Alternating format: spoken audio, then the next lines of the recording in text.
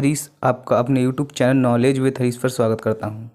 आज मैं लेकर आ गया हूं आपके लिए फिर एक नई कहानी और इंटरेस्टिंग पॉइंट। पृथ्वीराज चौहान, जो कि चौहान वंश के राजपूत राजा थे। आमतौर पर पृथ्वीराज तृतीय, जिनका शासनकाल 1178 ईस्वी से 1192 ईस्वी तक रहा है, जिन्हें आमतौर पर पृथ्वीराज चौहान कहा जाता था, चौहान वंश के राजा थे। उन्होंने वर्तमान उत्तर पश्चिम भारत में पारस्परिक चौहान क्षेत्र संपादलक्ष्य पर शासन किया। इन्होंने वर्तमान राजस्थान, हरियाणा, दिल्ली, पंजाब, मध्य प्रदेश और उत्तर प्रदेश के कुछ हिस्से पर भी नियंत्रण किया। उनकी राजधानी अजयमेरू आधुनिक अजमेर में है। हालांकि मध्ययुगीन लोग कुंतियों ने उन्हें भारत के राजनीतिक केंद्र दिल्ली के राजा के रूप में वर्णित किया है, जो उन्हें पूर्व इस्लामी भारतीय शक्ति के प्रतिनिधि के रूप में चित्रित करते हैं।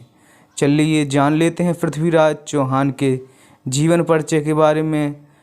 पृथ्वीराज चौहान ने 1178 से 1192 ईस्वी के तक शासन किया है। उत्तरवर्ती गोविंदराज चतुर्थ इनका राजवंश चौहान वंश और धर्म हिंदू था। शुरुआत में पृथ्वीराज ने कई पड़ोसी किंतु राज्यों के खिलाफ सैन्य सफलता हासिल की। विशेष रूप से वह चंदेल राजा परमदेव के खिलाफ सफल रहे। उन्होंने गौरी राजवंश के शासक मोहम्मद गौरी के प्रारंभिक आक्रमणों को भी रोका। हालांकि 1192 ईस्वी में तराइन की दूसरी लड़ाई में गौरी ने पृथ्वीराज को हराया और कुछ ही समय बाद उन्हें मार डाला। तराइन में उनकी हार को भारत की इस्लामी विजय में एक ऐतिहासिक घटना के रूप में देखा जाता है और कई अर्ध पौराणिक लेखों में इनका वर्णन किया गया है। इसमें सबसे लोकप्रिय पृथ्वीराज रासो हैं, जो उन्हें राजपूत राजा के रूप में प्रस्तुत करता है।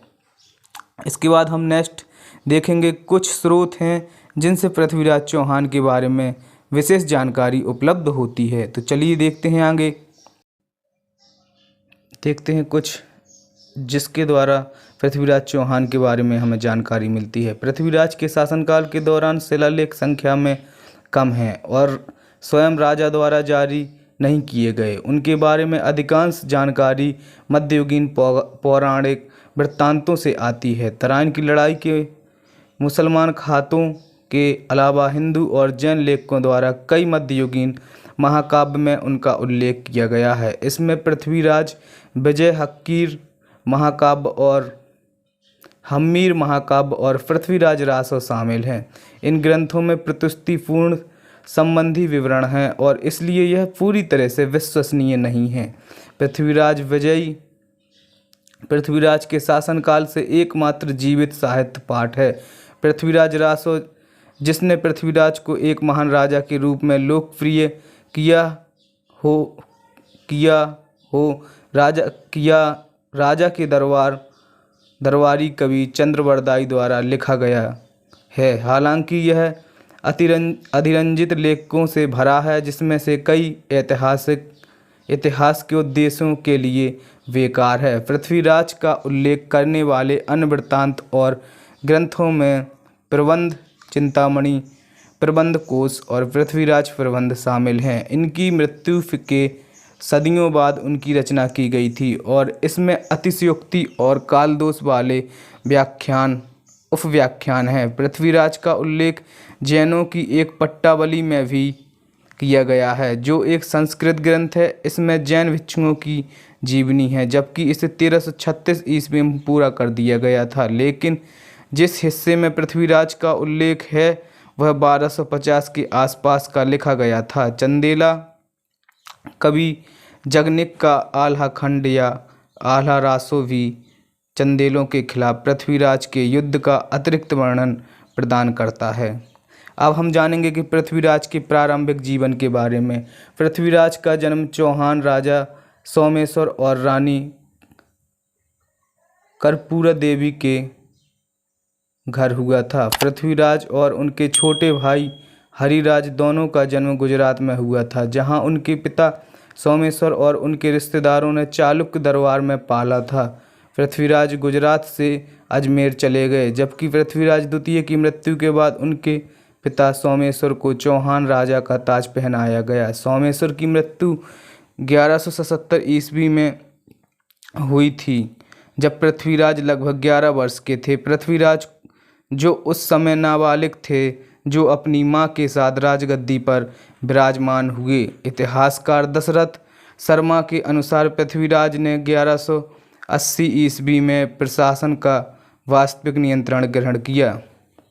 दिल्ली में अब खंडहर हो चुके किला राय पिथौरा के निर्माण का श्रेय पृथ्वीराज को दिया जाता है। पृथ्वीराज रासो के अनुसार दिल्ली के शासक अनंतपाल तोमर ने अपने दामाद पृथ्वीराज को शहर दिया था, और जब वह उसे वापस चाहते थे तब हार गए थे। यह ऐतिहासिक रूप से गलत है, चूँकि पृथ्वीराज के चाचा विग्रहराज चतुर्थ द्वारा दिल्ली को चौहान क्षेत्र में ले लिया गया था। इसके अलावा ऐतिहासिक साक्ष्य बताते हैं कि अनंगपाल तोमर की मृत्यु पृथ्वीराज के जन्म से पहले हो गई थी, जबकि बेटी की पृथ्वीराज से शादी के बाद उनकी बेटी की पृथ्वीराज से शादी के बारे में दावा बाद की तारीख में दिया गया है।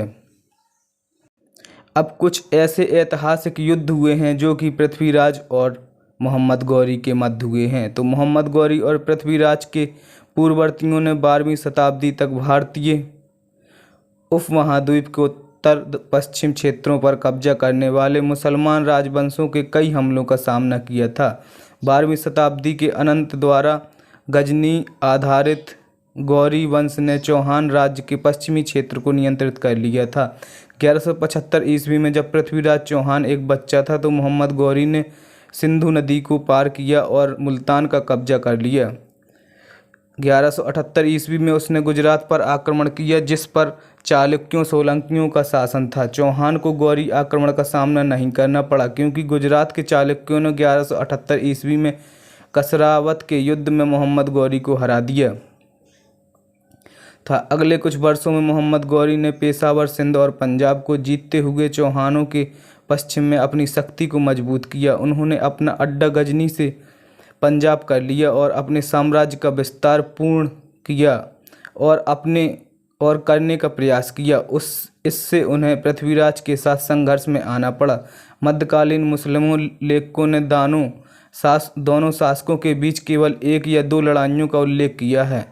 तबकात ए नासरी और तारीख ए फरिश्ता में तराइन की 2 लड़ाइयों का जिक्र है। जमी उल हिकाया और ताज उल मासीर ने तराइन के केवल दूसरी लड़ाई का उल्लेख किया है, जिसमें पृथ्वीराज की हार हुई थी। हालांकि हिंदू और जैन लेखकों का कहना है कि पृथ्वीराज ने मारे जाने से पहले कई बार मोहम्मद को हराया था, जैसे कि हमीद महाकाव्य दावा करता है कि दोनों के बीच 9 लड़ाइयाँ हुईं। पृथ्वीराज प्रबंध में 8 का जिक्र है। प्रबंध कोश 21 लड़ाइयों का दावा करता है, जबकि प्रबंध चिंतामणि 22 बताता है, जबकि यह लेखक संख्या को बढ़ाकर पेश करते हैं। यह संबद्ध है कि पृथ्वीराज के शासनकाल के दौरान गौरियों और चौहानों के बीच 2 से अधिक मुठभेड़ हुई थी। तो कमेंट बॉक्स में ज़रूर बताएं वीडियो कैसी लगी। यदि वीडियो आपको अच्छी लगी हो तो चैनल को सब्सक्राइब करके वीडियो को लाइक ज़रूर करें। और यदि आप लोगों को नेक्स्ट वीडियो देखनी है तो डिस्क्रिप्शन में इसकी लिंक मिल जाएगी। हम अब नेक्स्ट जो वीडियो बनाएंगे उसमें डिस्कस करेंगे कि पृथ्वीराज चौहान और मोहम्मद गौरी ने आखिरकार कितनी लड़ाइयाँ लड़ी हैं और इनके बीच कौन कौन से युद्ध हुए हैं, जो कि इम्पोर्टेंट हैं आपके प्रत्येक एग्जाम के लिए और आपकी जानकारी के लिए। Thanks for watching. जय हिंद।